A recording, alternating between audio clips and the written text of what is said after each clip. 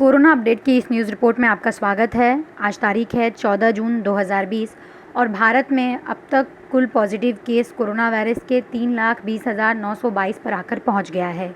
इनमें से अगर एक्टिव केसेस के बारे में बात करें तो 1,49,348 जो मामले हैं वो अभी भी एक्टिव है, यानी कि सक्रिय हैं, और इन मरीज़ों का इलाज अभी भी अस्पतालों में चल रहा है। ये जो आंकड़े हैं ये स्वास्थ्य मंत्रालय के वेबसाइट से लिए गए हैं। और अगर नए मामलों के बारे में बात करें तो पिछले 24 घंटों में 11,929 नए मामले दर्ज किए गए हैं और 311 लोगों की मौत हो चुकी है, जिसके चलते पूरे भारत में 9,195 जो लोग हैं उनकी जान जा चुकी है इस जानलेवा वायरस के चलते। हालांकि एक अच्छी खबर ये है कि भारत में जो रिकवर हो चुके लोगों का आंकड़ा है वह एक्टिव केस से ज़्यादा है, यानी कि भारत में 1,62,379 जो लोग हैं वो सभी ठीक हो गए हैं, जबकि इसके मुकाबले जो एक्टिव केस है उसका जो आंकड़ा है वो काफ़ी ज़्यादा है। यहाँ पर हम आपको ये बता दें कि भारत में जो सबसे ज़्यादा कोरोना वायरस से प्रभावित राज्य है वो महाराष्ट्र है, फिर तमिलनाडु है और उसके बाद नाम आता है दिल्ली का। लेकिन अब मौजूदा हालात में दिल्ली में भी काफ़ी तेज़ी से कोरोना वायरस के मामले बढ़ रहे हैं। यहाँ दिल्ली देश की राजधानी है, जिसके चलते अब सरकार की भी काफ़ी चिंता बढ़ते जा रही है। और आज इसी के मद्देनज़र केंद्रीय गृह मंत्री अमित शाह ने राष्ट्रीय राजधानी में कोरोना वायरस की स्थिति का जायज़ा लेने के लिए उपराज्यपाल अनिल बैजल और मुख्यमंत्री अरविंद केजरीवाल के साथ दिल्ली के 3 नगर निकायों के शीर्ष पदाधिकारियों के साथ बैठक की।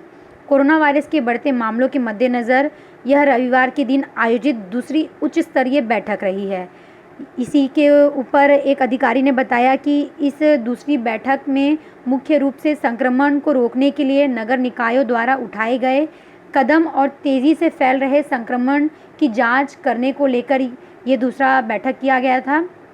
यहाँ पर मैं आपको ये बता दें कि जो पहला बैठक हुआ था उस बैठक में अनिल बैजल, केजरीवाल, दिल्ली के उप मुख्यमंत्री मनीष सिसोदिया, केंद्रीय गृह मंत्रालय और स्वास्थ्य मंत्रालयों के वरिष्ठ अधिकारी के साथ दिल्ली के आपदा प्रबंधन प्राधिकरण के साथ हुई थी। और इस बैठक में कोरोना वायरस के खिलाफ कई अहम फैसले लिए गए, जिसकी जानकारी अमित शाह ने खुद ट्वीट करके दी। हम आगे जानेंगे कि क्या कुल अहम फैसले लिए गए हैं। सबसे पहले जानते हैं कि राज्य स्तर पर कोरोना वायरस की क्या कुल स्थिति है। महाराष्ट्र में कोरोना वायरस के कुल पॉजिटिव केस बढ़कर अब 1,04,568 पर आकर पहुंच गया है। इनमें से 3,830 जो लोग हैं उनकी मृत्यु हो चुकी है, जबकि 49,346 जो लोग हैं वो सभी रिकवर हो गए हैं। वहीं महाराष्ट्र के बाद नाम आता है तमिलनाडु का, जहां पर कोरोना वायरस के सबसे ज़्यादा मामले दर्ज किए गए हैं। यहाँ पर 42,687 जो लोग हैं वो कोरोना से ग्रसित हैं। इनमें से 397 जो लोग हैं उनकी मृत्यु हो चुकी है, जबकि 23,409 जो लोग हैं वो सभी ठीक हो गए हैं। बात करें देश की राजधानी दिल्ली की तो यहाँ पर कुल 38,958 जो लोग हैं वह कोरोना से ग्रसित हैं। इनमें से 1,271 जो लोग हैं उनकी जान जा चुकी है, जबकि 14,945 जो लोग हैं वो सभी ठीक हो गए हैं। तो जैसा कि आपने देखा देश की राजधानी दिल्ली में किस तरह से कोरोना वायरस के जो मामले हैं वो बढ़ रहे हैं। मामले अब कुल 40,000 के पास होते नज़र आ रहे हैं, जिसके मद्देनज़र आज केंद्रीय गृह मंत्री अमित शाह ने दिल्ली के मुख्यमंत्री अरविंद केजरीवाल और दिल्ली के जो उपराज्यपाल है अनिल बैजल उनके साथ बैठक की। और इस बैठक में कई अहम फैसले लिए गए, जिसकी जानकारी अमित शाह ने खुद ट्वीट करके दी है। चलिए जानते हैं कि शाह और केजरीवाल की इस बैठक में क्या अहम फैसले लिए गए हैं। सबसे पहला जो फैसला लिया गया है वो ये है कि आइसोलेशन वार्ड में बदले गए रेलवे के 500 कोच दिल्ली को दिए जाएंगे। इनमें 8,000 बेड होंगे। कंटेनमेंट जोन में कॉन्ट्रैक्ट ट्रेसिंग का पता लगाने के लिए घर घर जाकर हर व्यक्ति की सेहत की जांच होगी। 2 दिन में कोरोना टेस्ट दुगना और 6 दिन में 3 गुना किए जाएंगे। केंद्र के 5 वरिष्ठ अधिकारी दिल्ली सरकार में तैनात किए जाएंगे, जो हालात पर नज़र रखे रहेंगे। प्राइवेट अस्पतालों में कोविड-19 के लिए तय बेड में से 60% कम रेट पर सरकार को देने होंगे। टेस्टिंग का रेट नए सिरे से तय होगा। इसके लिए बनाई गई कमेटी सोमवार को रिपोर्ट सौंपेगी। स्काउट गाइड्स, एनसीसी, एनएसएस और अन्य स्वयंसेवी संस्थाएं जो हैं उनके सदस्यों को हेल्थ वॉलंटियर के तौर पर जोड़ा जाएगा। अंतिम संस्कार की नई गाइडलाइंस जारी की जाएगी ताकि इसके लिए लंबा इंतज़ार नहीं करना पड़े। दिल्ली के छोटे अस्पतालों को दिशा निर्देश देने के लिए एम्स में हेल्पलाइन नंबर शुरू किया जा रहा है। यह नंबर भी सोमवार को जारी किया जाएगा, यानी कि कल जारी किया जाएगा और इस नंबर पर सीनियर डॉक्टर्स सलाह देंगे। तो ये जो कई अहम फैसले हैं उनमें से ये कुछ फैसले हैं जो अमित शाह ने अपने ट्विटर पर दी है। चलिए अब जानते हैं कि अन्य राज्यों में क्या कुल स्थिति है कोरोना वायरस की।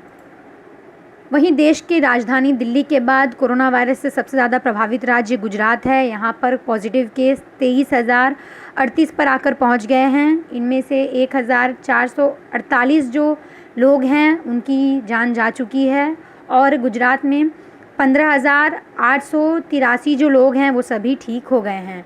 नज़र डालें राजस्थान में तो 12,401 जो लोग हैं वह कोरोना से ग्रसित हैं। 282 लोगों की जान जा चुकी है और यहाँ पर जो रिकवर हो चुके लोगों का आंकड़ा है वह 9,337 पर आकर पहुँच गया है। उत्तर प्रदेश की बात करें तो उत्तर प्रदेश में 13,118 कुल मामले दर्ज किए गए हैं कोरोना वायरस के। इनमें से 385 जो लोग हैं उनकी मौत हो चुकी है और 7,875 जो लोग हैं वो सभी रिकवर हो गए हैं। मध्य प्रदेश में नज़र डालें तो यहाँ पर संक्रमितों की संख्या 10,641 पर आकर पहुँच गया है। इनमें से 447 जो लोग हैं उनकी मौत हो चुकी है, जबकि मध्य प्रदेश में 7,377 जो लोग हैं वो सभी रिकवर हो गए हैं। बात करें पश्चिम बंगाल की तो यहाँ पर भी जो मामले हैं उसमें बढ़ोतरी देखी जा रही है और यह अब बढ़कर 10,698 पर आकर पहुँच गया है। इनमें से 463 जो लोग हैं उनकी जान जा चुकी है, जबकि 4,542 जो लोग हैं वो सभी रिकवर हो गए हैं। आंध्र प्रदेश में नज़र डालें तो यहाँ पर जो पॉजिटिव केस है वो भी अब 6,000 के करीब होते नज़र आ रही है। यहाँ पर 5,965 कुल कोरोना के पॉजिटिव मामले दर्ज किए गए हैं। 82 लोगों की मौत हुई है और आंध्र प्रदेश में 3,195 जो लोग हैं वो सभी रिकवर हो गए हैं। तेलंगाना की बात करें तो यहाँ पर 4,737 जो लोग हैं वो कोरोना से ग्रसित हैं। 182 लोगों की मौत हुई है, जबकि 2,352 जो लोग हैं वो सभी रिकवर हो गए हैं। पंजाब की बात करें तो पंजाब में 3,063 जो लोग हैं वो कोरोना से ग्रसित हैं। 65 लोगों की मौत हुई है और 2,327 जो लोग हैं वो सभी ठीक हो गए हैं। और केरल की बात करें तो यहाँ पर भी स्थिति काफ़ी गंभीर होती नज़र आ रही है। यहाँ पर जो मामले हैं वो बढ़कर अब 2,407 पर आकर पहुँच गया है। राज्य में 19 लोगों की मौत हुई है, जबकि 1,046 जो लोग हैं वो सभी ठीक हो गए हैं। बात करें बिहार की तो बिहार में 6,290 जो लोग हैं वो कोरोना से ग्रसित हैं। 39 लोगों की मौत हुई है, जबकि 3,956 जो लोग हैं वो सभी रिकवर हो गए हैं। वहीं बात करें हरियाणा की तो यहाँ पर 6,749 जो लोग हैं वह सभी कोरोना पॉजिटिव पाए गए हैं। 78 लोगों की जान जा चुकी है, जबकि 2,803 जो लोग हैं वो सभी रिकवर हो गए हैं। जम्मू कश्मीर में नज़र डालें तो जम्मू कश्मीर में 4,878 जो लोग हैं वो कोरोना से ग्रसित है। 55 लोगों की मौत हो चुकी है जम्मू कश्मीर में, जबकि 2,269 जो लोग हैं वो सभी रिकवर हो गए हैं। बात करें कर्नाटक की तो यहाँ पर 6,824 लोग कोरोना से ग्रसित हैं। 81 लोगों की मौत हुई है और कर्नाटक में 3,648 जो लोग हैं वो सभी ठीक हो गए हैं। बात करें उड़ीसा की तो उड़ीसा में कोरोना के कुल मामले 3,723 पर आकर पहुंच गया है। इनमें से 10 लोगों की मौत हो चुकी है, जबकि 2,594 जो लोग हैं वो सभी रिकवर हो गए हैं। वहीं असम में नज़र डालें तो यहाँ पर कोरोना के कुल पॉजिटिव केस 3,718 पर आकर पहुँच गया है। इनमें से 8 लोगों की जान जा चुकी है, जबकि जो ठीक हो चुके लोगों का आंकड़ा है वह बढ़कर अब 1,584 पर आकर पहुंच गया है। तो जैसा कि आपने देखा आंकड़ों के माध्यम से कोरोना वायरस के जो मामले हैं उसमें किस तरह से बढ़ोतरी दर्ज की जा रही है। खैर चलिए अब नज़र डालते हैं विश्व भर में कि कोरोना वायरस की क्या कुछ स्थिति है। जैसा कि आप अपने स्क्रीन पर देख रहे हैं, पूरे विश्व भर में 78,95,823 मामले कोरोना पॉजिटिव दर्ज किए गए हैं। इनमें से 4,32,882 जो लोग हैं उनकी मृत्यु हो चुकी है, जबकि 39,83,879 जो लोग हैं वो सभी रिकवर यानी कि ठीक हो गए हैं। ये जो आप आंकड़े देख रहे हैं ये वर्ल्डोमीटर से लिए गए हैं। हो सकता है जब तक आप ये वीडियो देखें तब तक इनमें और भी इजाफा हो गया हो। तो फ़िलहाल के लिए कोरोना अपडेट की इस न्यूज़ रिपोर्ट में इतना ही। आपको यह खबर कैसी लगी हमें कमेंट कर ज़रूर बताएं। HW न्यूज़ के लिए अंकिता गुप्ता की रिपोर्ट।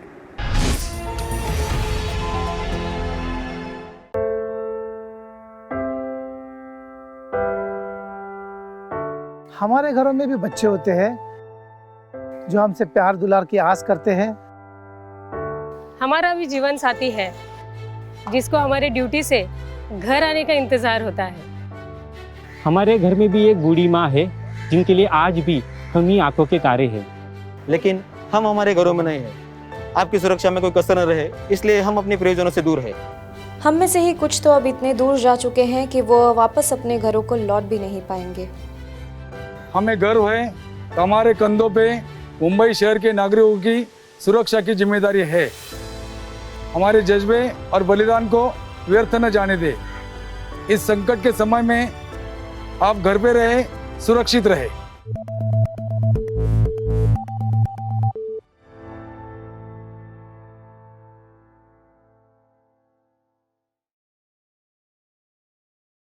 अब खबरें पाइए सबसे पहले हमारे मोबाइल न्यूज एप्लीकेशन पर।